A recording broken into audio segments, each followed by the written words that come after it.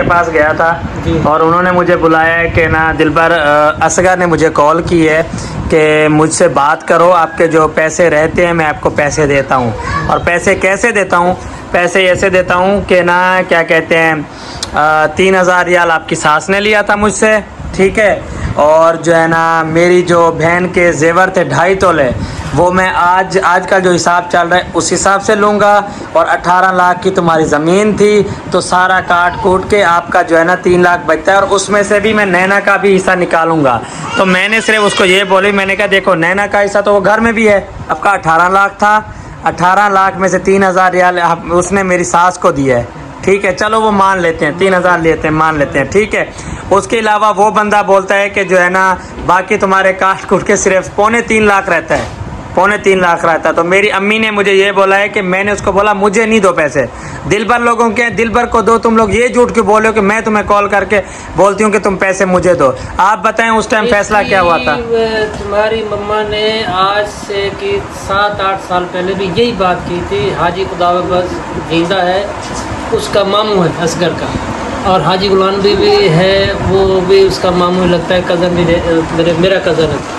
तो उनके सामने ये बात हुई थी, उसने तुम्हारी माँ ने कहा था कि मुझे मेरे पैसे नहीं है, ज़मीन इनकी, इनको दो, ठीक है। एक बात। दूसरी बात ये है जो भी ज़मीन इन्होंने मुझे ये कहा था जो जिस हिसाब से हमने फारूक से लिया आपको भी वही हिसाब देंगे, ठीक है। तो उस टाइम फारूक की क्या सुने तो सही, मैंने कहा भी आपने फारूक से किस हिसाब से लिए?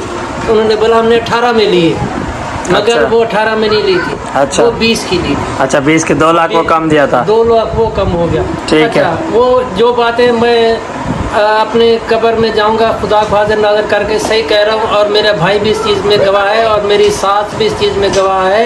उन्होंने ये कहा था कि जो कीमत हमने फारूक को दी है वो आपको दे, उनका 1 बीघा लिया था 10 लाख का, ठीक है, ठीक है। हमारा तो एकड़ गया था, हमारा 1 किला, तो वो 20 लाख का गया, अच्छा। तो उनके बकौल जो भी कहते हैं, पहली बात ये जो मैंने पैसे खुदा की राह पे छोड़े हुए थे, मैंने बोला अल्लाह मेरे को देगा, ठीक है। दूसरी बात ये उनका जो सोना है वो 2.5 तोले सोना था, उस दौर में वो 2.5 लाख का बिका था या 2,20,30 का, जिसके पास अभी इनकी बहन है, हाँ। उन्होंने खरीदा, और इन्होंने खुद खरीदा था, वो भी गवाह है इस चीज के इतने का बेचा, हाँ, उसको मैंने खुद सेल किया था, हाँ। मैं जाके सेल करके आया था। देखो मरना हर किसी ने, ये पैसा साथ नहीं जाना है। अगर 8 साल से हमारे पास ये पैसे नहीं थे तो अभी भी नहीं है, तो कोई मर नहीं रहे, हाँ, मर नहीं रहे, खा भी रहे, वैसे भी रहे, सब कुछ।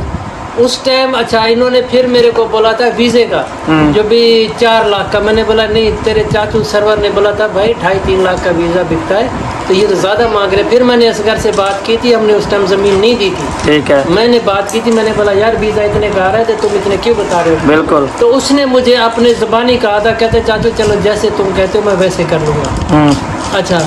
वो बात भी मैंने उसको पता है और मेरे को पता है और मेरे खुदा को पता है, इसने अपनी ज़बान से ये कहा। कितने का दिया था वैसे वीज़ा? अच्छा मेरे को फिर बोलने लगा चलो आप 3.5 लाख दें। 3.5 लाख, अच्छा। आपको 3.5 लाख बोला था जिस टाइम हम लोग, मैं और बाबर उधर गए थे उसके कफील के पास, उसके कफील ने ये बोला था कि मैंने इसको फ्री दिया वीज़ा। वो उसका नज़दीक है, वो हमें उससे नहीं है, लेकिन मैं एक बात बता रहा हूँ कि उसके टाइम हम लोग जब उसके पास गए थे उसने बोला मैंने इसको फ्री दिया। मेरे भाई ने भी ये मुझे, मेरे को और साथ से भी खबर आई थी कि इसको वीज़ा फ्री। पैसे की बात है, पैसे हमारे हक सच के जो पैसे हैं